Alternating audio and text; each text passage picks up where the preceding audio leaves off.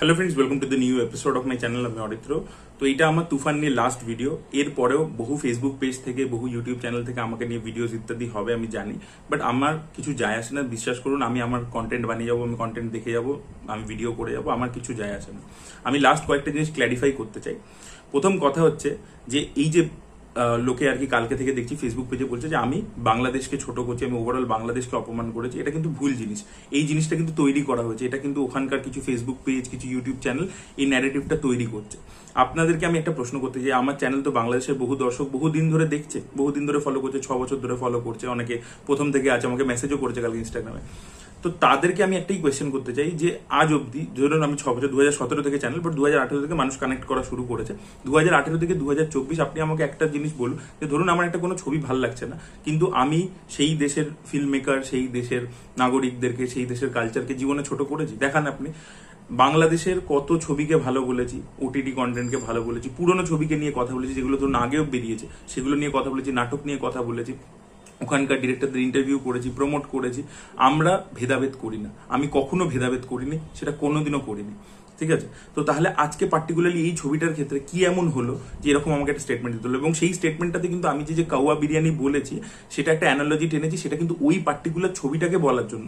আমি কিন্তু এটাতে গোটা দেশের ছবিটাকে কিন্তু আমি বলছি না। আমি সেই ভিডিওর মধ্যে এই কথাটাও মেনশন করেছিলাম, যেটা তারা অমিট করে আছে, যেখানে আমি বলেছিলাম যে শিক্ষিত একটা অডিয়েন্স আছে, যারা কিন্তু যাদের কিছু এই ব্যাপারটা নিয়ে আসে যায় না, তারা ভালো কন্টেন্ট কনজিউম করে, তাদের হ্যাবিট আছে, তারা এই ছবি দেখলেই বুঝে যাবে যে এই ছবির মান কি হয়েছে। এবং সেটা বিভিন্ন কমেন্ট সেকশনে, ইনস্টাগ্রামে মেসেজে বা ফেসবুকের কমেন্টে আমিও পেয়েছি। বাংলাদেশের লোকেরাই লিখছে যে না, আমাদেরও ভালো লাগেনি। ঠিক আছে? এরকম যাদের টেস্ট এনহ্যান্সড আছে, তাদের এই ছবিটা ভালো লাগবে। তো আমি কিন্তু সেই পরিপ্রেক্ষিতে ওইটাকে কাউয়া বিরিয়ানি বলেছিলাম, একটা অ্যানালজিটা আনবার জন্য।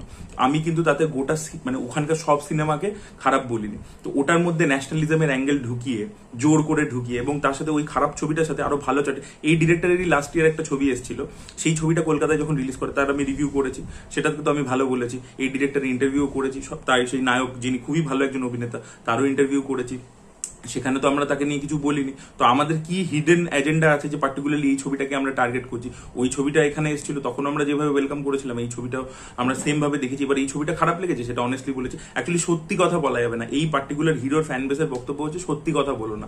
খালি এরা কি করে, এরা নিজেদের দেশেরই বিভিন্ন সেলিব্রিটি, বিভিন্ন হিরোদেরকে বিভিন্ন সময় অ্যাটাক করে গেছে। ইভেন এই যে ছবির যে ডিরেক্টর, তাকেই 1 বছর আগে তারা মানে তুলোধনা করেছে, অ্যাটাক করেছে, পার্সোনাল অ্যাটাক করেছে, ফেসবুকে গিয়ে অ্যাটাক করেছে, তাকে যা না তাই উল্টো পাল্টা ট্রোল করেছে, সব কিন্তু করেছে।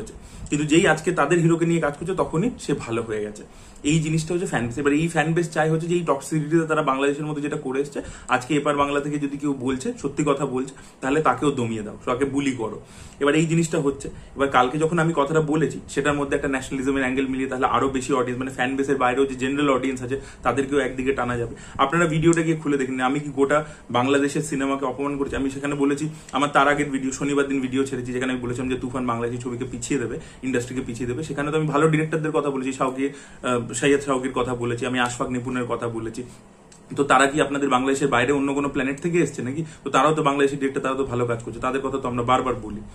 তো এই পার্টিকুলারলি এই ছবিটার ক্ষেত্রে আমাদেরকে এরকম হার্শ ওয়ার্ডস ব্যবহার করতে হচ্ছে কেন? কারণ আমরা আমাদের এপার বাংলার ইন্ডাস্ট্রি যা কাজ হয়েছে, আমাদের দেশে যা কাজ হয়, সবকটা ইন্ডাস্ট্রি মিলিয়ে যেরকম যেটা লাগে সেটা অনেস্টলি আমরা বলি, ভালো খারাপ সব রকম মিলিয়ে। কোনো ছবির হাইপ থাকলে সেটাকে ভালো বলে দিতে হবে, আমরা এই জিনিস করি না। এটা একটা রিভিউয়ারের কাজও হতে পারে না। তো আমরা সেটাই করে এসেছি। তো তুফানের ক্ষেত্রেও তাই করেছি, কিন্তু সেটা করা যাবে না। এবার কি করা হচ্ছে, কেন এই হার্শ ওয়ার্ডটা ইউজ করতে হচ্ছে? আমাকে অনেকে লিখলো যে দাদা তুমি এই হার্শ ওয়ার্ডটা ব্যবহার নাই করতে হতো, একটা ফ্যান বেসকে তুমি বলতে গিয়ে তুমি বড্ড রুড হয়ে গেলে। কেন ব্যবহার করতে হয়েছে? কারণ at the end of the day আমরাও তো মানুষ, একটা তো আমাদেরও লিমিট আছে। আপনি কন্টিনিউয়াসলি, আপনি প্রথমে আমাদের যে স্টার্স আছে তাদের সাথে আমাদের তো ছোটবেলার একটা আবেগ জড়িয়ে রয়েছে। আপনি ক্রিটিসাইজ করুন তাদের ছবিকে তো আমরাও ক্রিটিসাইজ করি।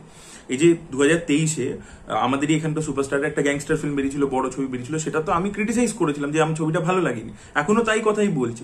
কিন্তু আমার কথা হচ্ছে আপনি ক্রিটিসাইজ করুন, কিন্তু আপনি পার্সোনাল অ্যাটাক, অপমান, উল্টো পাল্টা কেন লিখবেন? সেইটা একটা হলো। তারপরে হচ্ছে কি, এখানকার অডিয়েন্স কিছু বোঝে না, অডিয়েন্স কিছু জানে না, এখানে কোনো ডিরেক্টর ভালো নেই। এই যে কথাগুলো দিনের পর দিন আপনারা মানে ওখান থেকে লোকে বলে যাচ্ছে। তো কই আপনারা যারা শিক্ষিত অডিয়েন্স আছে, তারা তো এটার বিরুদ্ধে একটু কথা বলতে পারেন, তারা তো এটা নিয়ে একটু মানে সরব হতে পারেন। কারণ আজকে এই ডিরেক্টর ভাবছে যে এই স্টারকে নিয়ে কাজ করে তিনি পার পেয়ে গেছেন, কিন্তু কালকে অন্য স্টারকে নিয়ে ছবি করে আর ওই স্টারের সামনে ছবি রিলিজ করলে আবার তাকেও ট্রোলিং ফেস করতে হবে। অ্যাকচুয়ালি এই পার্টিকুলার হিরোর ফ্যান বেস, যে টক্সিক ফ্যান বেস আছে, তারা কিন্তু আপনাদের কালচার, আপনাদের সিনেমাকে পিছিয়েই দিচ্ছে। সেটা কিন্তু বাইরের লোকেদের সামনে, অন্য দেশের লোকেদের সামনে আপনাদের ইমেজটাকে টার্নিশ করছে, সেটা কিন্তু কোথাও এনহ্যান্স করছে না। এবং কিছু ইউটিউবার আছে, কিছু ফেসবুক পেজ আছে, এই ফেসবুক পেজের যে পুরো জিনিসটা কালকে যে অনেকগুলো ফেসবুক পেজ আমাকে নিয়ে লিখেছে, আপনারা প্রতিটা ফেসবুক পেজে গিয়ে তাদের এটা পোস্টগুলো পড়ুন, দেখুন একই লেখা লিখেছে, মানে সেটাকেও টুইকিং করতে পারেনি, ঠিক আছে, সেটাকেও চেঞ্জ করে কিছু ওরা মানে প্যারাফ্রেজিং করতে পারেনি, একই জিনিস ওদেরকে কেউ ওটা পাঠিয়েছে, এটা পিয়ার ফেড থিং আর কি, কেউ একটা পিছন থেকে করাচ্ছে, তো সেটাকেই তারা ধরে ধরে পেস্ট করে দিয়েছে সব কটাতে, ঠিক আছে। এবং সেখানে একটা তারা বুদ্ধি করে দুটো অ্যাঙ্গেল খেলেছে, একটা করেছে তারা ন্যাশনালিজমের অ্যাঙ্গেলটা ঢুকিয়ে দিয়েছে, মানে আস ভার্সেস দেম এই জিনিসটা করে দিয়েছে, এই একটা ব্যাপার অ্যাঙ্গেল ঢুকিয়ে দিয়েছে। এবং তার সাথে যেটা দ্বিতীয় ওরা ঢুকিয়ে দিয়েছে সেটা হচ্ছে যে এখানে এই বাজে ছবিটার সাথে ভালো চারটে বাংলাদেশি ছবির নাম ব্যবহার করে দিচ্ছে, দিয়ে বলছে এরকম চারটে ছবি আপনি করে দেখান। আরে আমরা তো ভালো যে কাজগুলো হচ্ছে সেগুলো নিয়ে তো 50 বার ভালো বলছি। এই যে সালাদার রহমান, ইনি তো একটাই সিরিজ করেছেন কালপুরুষ বলে, চরকিতে এসেছে, তো তার তো আমি ইন্টারভিউ করেছি, তার তো আমার সিরিজ দারুণ লেগেছে আমি বলেছি, এবং তার মধ্যে যেগুলো নেগেটিভ লেগেছে সেটাও বলেছি। তো সে কি আপনাদের অন্য প্ল্যানেট থেকে এসেছে নাকি বাংলাদেশেরই লোক সে? আপনি ওকে বলবে যে আমি কালকে ফেসবুকে 2-3টে পোস্ট লিখেছি যেখানে আই ওয়াজ হার্শ, তো হার্শ হবো না? প্রতিটা লোকের তো একটা তো থ্রেশহোল্ড লিমিট থাকবে, কতক্ষণ সে সহ্য করে যাবে। তো আমি দেখুন সত্যিটা তো সত্যির মধ্যেই বলে যাবো চিরকাল। এবার এর মধ্যে এই পিছন থেকে আর কি যারা করছে এই জিনিসপত্রগুলো, তারা ভাবছে যে আমরা কিছু করে নেবো, আমাকে ইনবক্সে গালাগালি দিয়েছে, আমার তাতে বিশ্বাস করুন কিছু যায় আসে না, আমার কিচ্ছু যায় আসে না। এই জিনিসগুলো তারা ওপার বাংলার হয়তো কিছু সেলিব্রিটিদের ওপর বা কিছু ইউটিউবারদের ওপর হয়তো অ্যাপ্লাই করে দেখেছে, তো বা কিছু ফেসবুক পেজ তো নিজে রিভিউ লিখে তারপরে সেই পোস্ট ডিলিট করে দেয়, তারপরে আবার তারা কথা বলতে আসে। যাই হোক, তো এটাই আর কি ব্যাপার। তো প্রত্যেকেরই একটা থ্রেশহোল্ড লিমিট থাকে, তারপরে তাকে সেটা বাধ্য করলে তখন সে একটু হার্শ হবে। মানুষ আমরা, আমাদের ইমোশনসের উপর কন্ট্রোল থাকে না, আমারও আবেগ আছে, তো আমাকেও তখন বলতে হচ্ছে যে আসলে তোমাদের এই ব্যাপারটা। কারণ তার আগে আমরা এত বছর ধরে কোনো খারাপ কথা বললাম না, আর একদিন খারাপ কথা বলছি এবং তখনই খারাপ হয়ে যাচ্ছি, যেহেতু একটা ছবির নেগেটিভ রিভিউ দিয়েছি বলেই আমরা সেদিনকে পুরো খারাপ, আমাদের সিনেমা সেন্স নেই, আমরা কিছু বুঝি না। কিন্তু তার আগে অব্দি যতদিন ভালো ভালো বলছিলাম ততদিন খুব ভালো ছিল। তো এটা তো হতে পারে না। তার মানে you don't have the appetite to digest truth, ঠিক আছে। তো আমি এই ভিডিওটার মধ্যে ভদ্রভাবে বললাম, এবার আমি এরপর আর ভিডিও বানাবো না, but I am very sure যে এরপরে প্রচুর ভিডিওজ আসবে। তো আমি আগে চুপচাপ থাকবো, কারণ আমি প্রথমে ইনস্টিগেট করিনি, আমরা কেউই প্রথমে ইনস্টিগেট করিনি। কিন্তু যখনই বাড়বে এবং আবার থ্রেশহোল্ডটা ক্রস হবে, তখন আবার আমাকে ফিরতে হবে। কালকে একটা ভিডিওতে 100 জন ট্রিগার্ড হয়ে গেছে। তো এটাই আমি বলবো একটা জিনিস, মানে অ্যাকচুয়ালি তো ভদ্রতা সভ্যতাটাকে যারা এই ধরনের লোকেরা হয় তারা ওটাকে দুর্বলতা ভাবে। আমি একটা জিনিস বলে দিলাম, মানে আমাদের এখানকার একজন খুব ফ্লপ হিরোর একটা ডায়লগ দিয়ে শেষ করছি ভিডিওটা, जो तेरा टॉर्चर है ना वो मेरा वार्म अप है, ঠিক আছে। তো আমি একটা ভিডিওতে যেটা বলেছি তাতে 100 জনের গায়ে লেগে গেছে, এখনো কিন্তু আমি এরকম ভিডিও বানাতে পারি।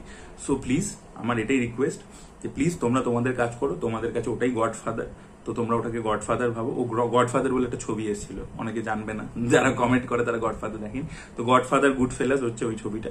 তো তোমরা ওটাকে নিয়ে সেলিব্রেট করো, ঠিক আছে। তো আমাদেরকে আমাদের মতো কন্টেন্ট দেখতে দাও, রিভিউ করতে দাও। আর যারা শিক্ষিত লোক আছে তারা তো অলরেডি কমেন্টে এই কথাগুলো বলেই দিচ্ছে। তো এটাই বলার ছিল, ব্যাস। এরপরে আগে আমি চুপ করে যাব এবং যত ভিডিওস বা এরকম পোস্ট আসতে থাকবে দেখবো সেটা। তারপরে ফাইনালি একটা টাইমের পরে যখন আবার থ্রেশহোল্ড পয়েন্টটা ক্রস করে যাবে তখন আবার আমাদেরকে বলতে হবে। তো এটাই বলা ছিল। That was it. Thank you so much, by.